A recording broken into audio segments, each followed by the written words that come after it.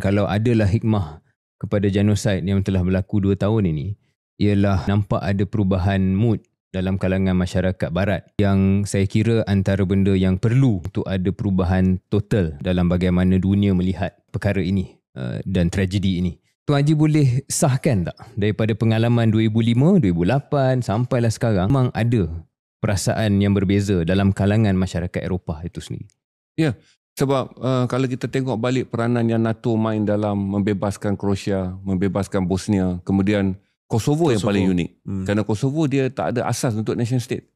Tapi oleh kerana telah berlaku genocide, maka akhirnya nak memberi perlindungan kepada etnik Albania di Kosovo, maka dimerdekakan. Berarti Eropah bukan kali pertama. Waktu genocide berlaku di bekas Yugoslavia, iaitu pembunuhan ke atas orang Croatia Katolik dan orang Muslim Bosnia, dunia tak peduli. Tapi apabila laporan dan juga kebangkitan rakyat bangkit, maka akhirnya NATO masuk campur. Kerana mereka juga bimbang krisis. Jadi ini bukan kali pertama. Cuma zaman 94 tu tak ada media sosial. Jadi orang tak faham bagaimana Bosnia, Herzegovina, Croatia dibentuk. Ini adalah kerana penghapusan etnik, genocide.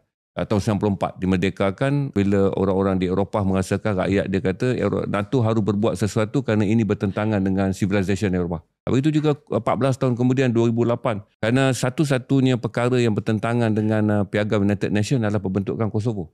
Tetapi NATO kata kena langgar nation state dalam United Nations ni kerana ini adalah membabitkan nasib 1 juta lebih orang yang kalau berada di bawah Serbia mereka akan dibunuh.